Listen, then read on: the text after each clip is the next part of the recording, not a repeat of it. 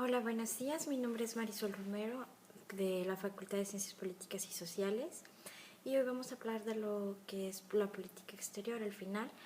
Para entonces, bueno, se divide la política interna donde se involucra el interés nacional, que viene siendo el interés nacional, la defensa, por supuesto, del país, la prosperidad económica y las relaciones, que vienen siendo las relaciones diplomáticas, consulares, etcétera.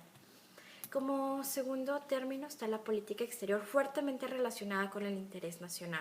¿Por qué? Porque el diseño de la política interna y externa va a venir a implementar principalmente cómo se estructura cada nación, cada país, cada ente entre los actores principales.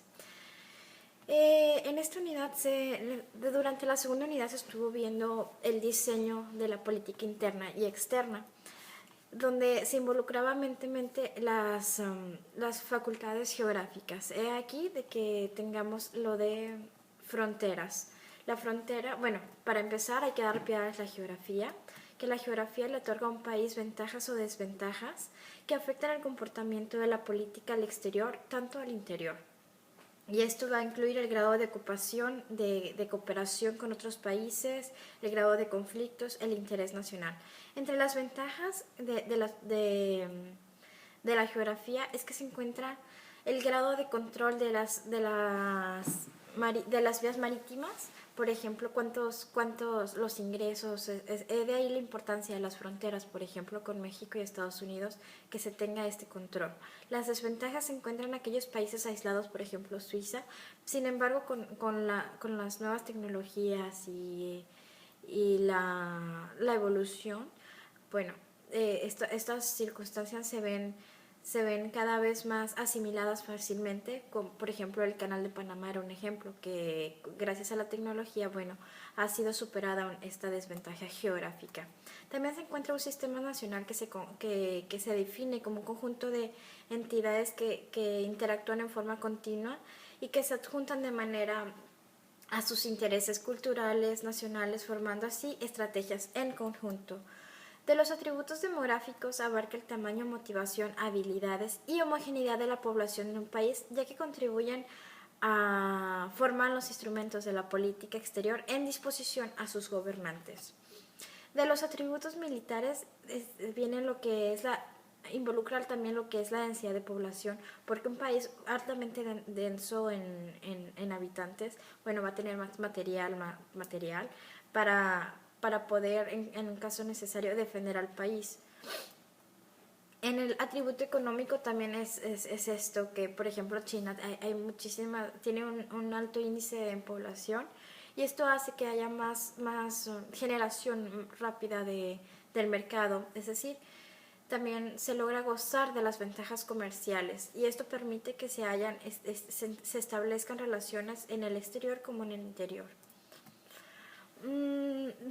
Durante la segunda unidad fue homogenizar los caracteres, lo de Estado, el interés nacional, los atributos, o sea, llámese demográficos, militares, eh, económicos, para que así entablar las relaciones. ¿Por qué? Porque un país depende totalmente de entablar y sistematizar con otras naciones.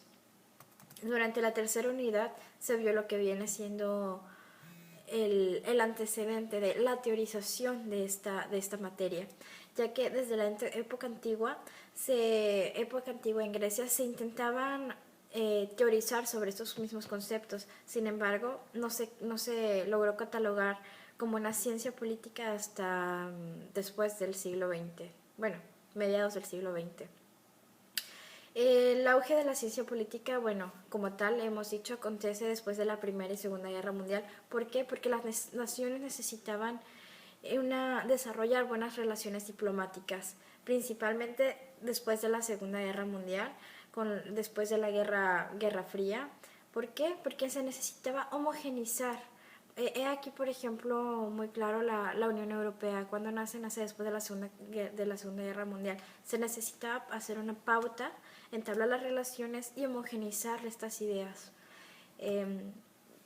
En la Edad Antigua voy a hacer énfasis, bueno, aportaciones de importantes teóricos como Platón, Aristóteles, Maquiavelo, Bodino, Montesquieu hicieron mención a esta ciencia. Entre Platón, la República, ya se intentaba teorizar lo que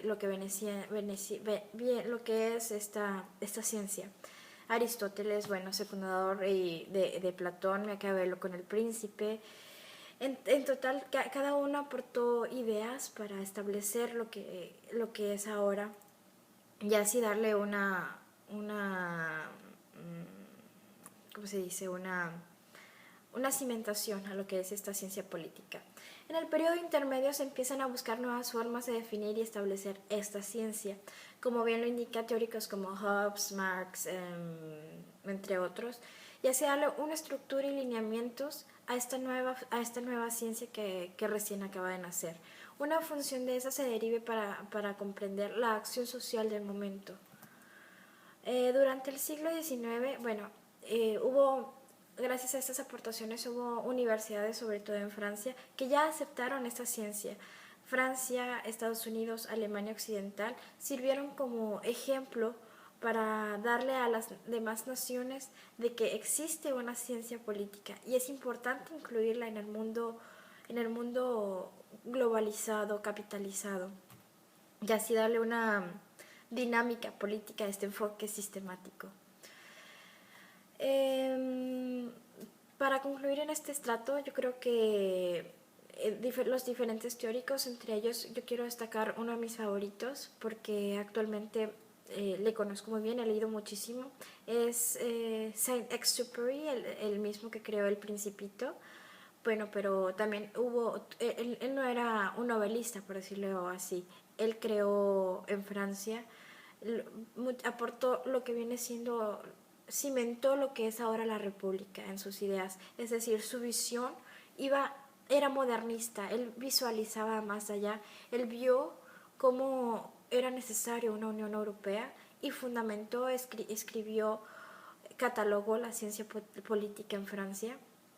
Y bueno, yo creo que con esto puedo concluir de que los diferentes teóricos han hecho aportaciones para así sedimentar las bases de lo que ahora es nuestra ciencia política moderna.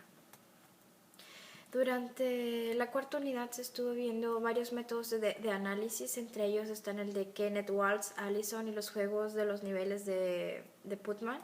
El primero es el modelo de Allison, que define al Estado como racional, ya que este mismo selecciona los objetivos que una nación debe alcanzar, el cual promueva el interés nacional y se incluye una serie de tomas de decisiones para alcanzar dichas metas y se valora el entorno internacional.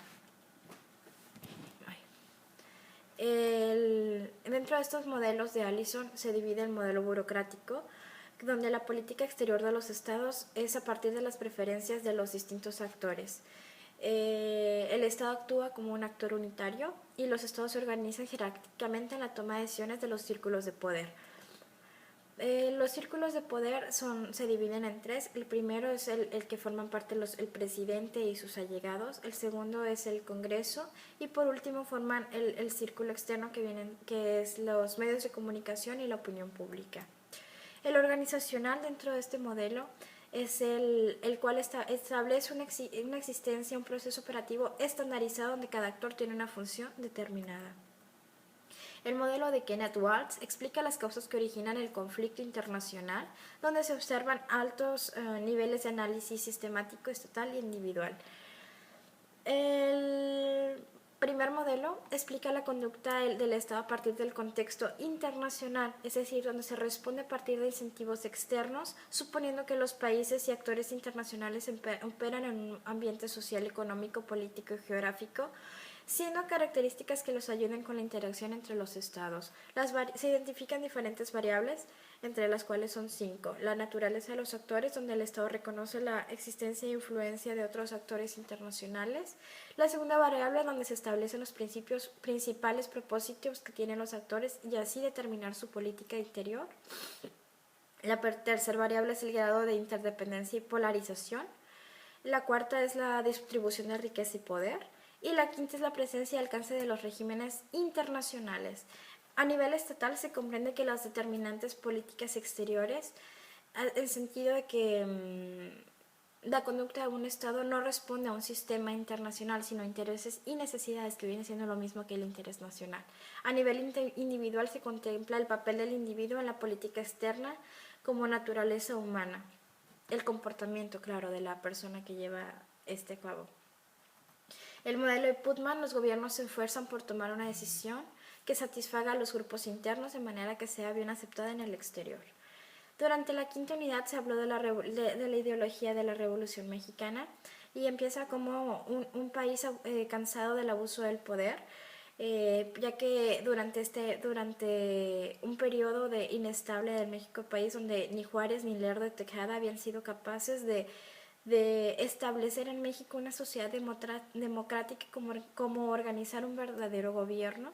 Entonces viene este ente que nosotros llamamos Porfirio Díaz a establecer una dictadura como tal, porque así lo necesitaba en esa época. Desde mi punto de vista, México necesitaba esa dictadura para establecer el orden y la paz que era tan básica, tan necesaria como tal, aunque ya haya dicho varias veces esta palabra. Se basó principalmente en el positivismo de Comte, con ideas francesas, donde era reforzar el Estado para que así se invirtieran compañías del extranjero, sobre todo Estados Unidos, y así reforzar el país internamente. La filosofía de Comte influenció mucho en la educación, y durante este periodo, bueno, ya que se necesitaba reforzar y hacer y necesitar de inversión extranjera, bueno, somete el ferrocarril a México, y bueno, esto le da un auge al interés al país. El interés nacional en aquella época era, como se bien dijo, se mejorar la situación económica para que compañías extranjeras invirtieran en nuestro país. Bueno, durante la revolución, a mi punto de vista no fue nada sutil, nada, porque no cambió en absoluto nada más que sangrar al país con una población cansada del abuso. Y bueno, sigue habiendo un abuso actualmente, eso no hace falta ni siquiera decirlo.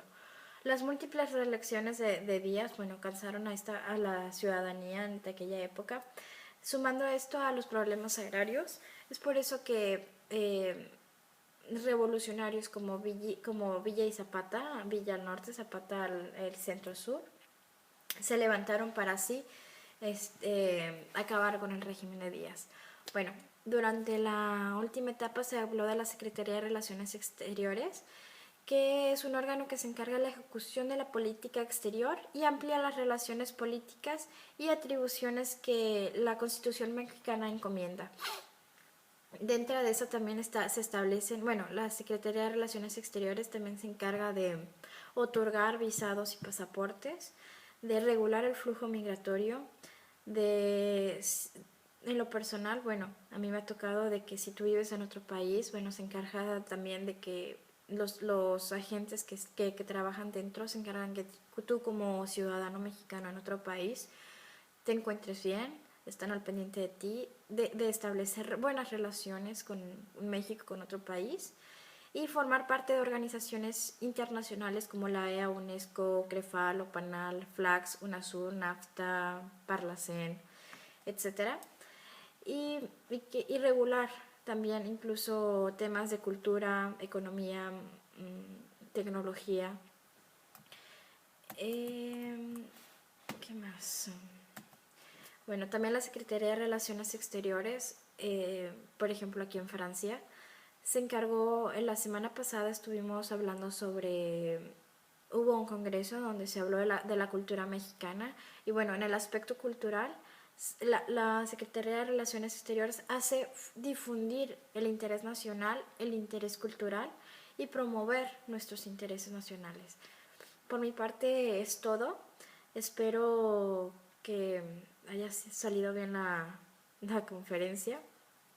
Y bueno, de antemano le envío un agradecimiento profundo a la maestra Josué Doriana por su paciencia, por su por su paciencia, sobre todo con nosotros los alumnos, que a veces no tenemos tiempo ni mucha disposición.